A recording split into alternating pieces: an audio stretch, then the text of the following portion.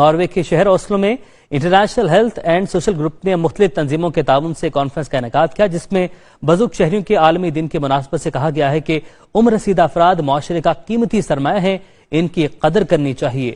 Report کریں گے عقیل قادر۔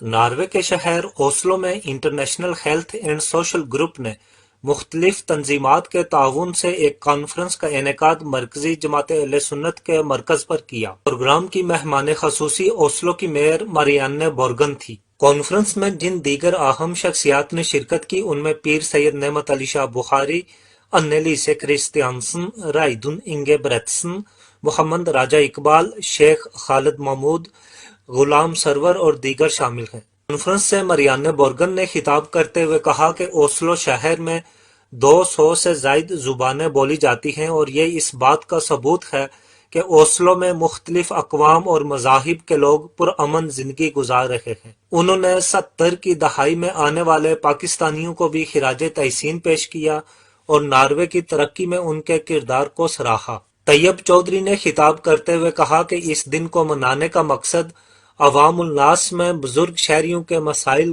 اور حقوق کے حوالے سے شعور بیدار کرنا اور ان کی معاشرے کے لیے خدمات کا اعتراف کرنا ہے۔ اس موقع پر international health and social group کی جانب سے ماہر نفسیات رائدن انگے بریتسن اور سوندرے نورسترند مسلم سینٹر کو عمر رسیدہ افراد کے لیے خدمات سر انجام دینے پر تعریفی اسناد سے نوازا گیا۔ تقریب سے انّے لیسے کرسٹیانسن اور محمد اقبال راجہ نے بھی خطاب کیا۔ اس موقع پر مختلف تنظیمات کے نمائندوں کو پھولوں کے گلدستے پیش کیے گئے۔ ماریاننے بورگن، طیب چودھری اور انّے لیسے کرسٹیانسن نے دنیا نیوز سے گفتگو کرتے ہوئے اپنے خیالات کا اظہار کیا۔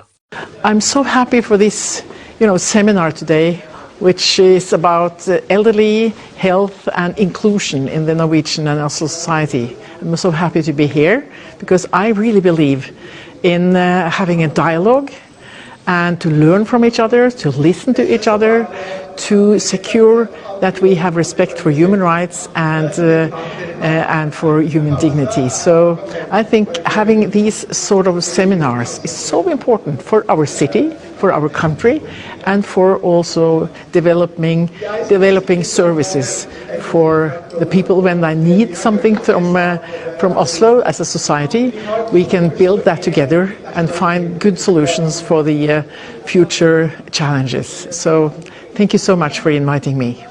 And I'm so pleased to be able to cooperate with Tayyab Chaudhry and International Health Group so that we together can give, especially now, today, elderly people better help in the health system. United Nations designated the 1st of October to the International Day for Older People. Today we have been here in Jamiat El Sunat to celebrate this day. A lot of people from a lot of countries. I'm so lucky to be invited because I am a patient ombudsman. I work to secure people that they get their rights in the meeting in the healthcare system.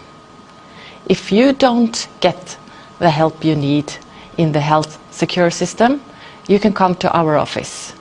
We have an office downtown Oslo in Lille Grensen 7. You can come there every day, not Saturday or Sunday, but every other day. Or you can phone us on 23 13 90 20. And as I said, we are for free and we will always help you. آج United nation کا جو عالمی دن ہے بزرگوں کا، اس کی مناسبت کے ساتھ ہم لوگوں نے civil society organization, community organizations plus جو گورنمنٹل ڈپارٹمنٹس ہیں ان کو اکٹھا کیا، اور ساتھ میں ہم نے 2 پرائز دیے۔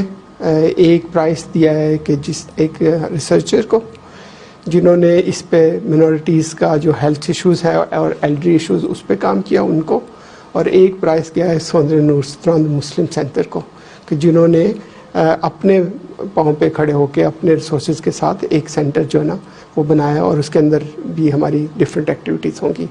اس مساجد کے ساتھ ہمارا یہ دن ہر سال منایا جاتا ہے، اور اس میں ہم لوگ کوشش کرتے ہیں کہ جی اپنی مساجد کی جو ایلڈری ہیں ان کو انوائٹ کیا جائے اور ساتھ میں کمیونٹی کے جتنے بھی دوسرے انسٹیٹیوشن آرگنائزیشنس ہیں ان کو بھی انوائٹ کیا جائے.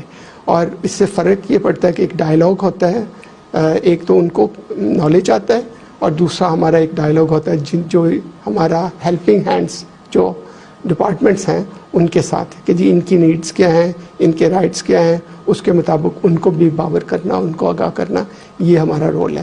اور جس وجہ سے ہم ہر سال یہ دن جو ہے نا وہ مناتے ہیں.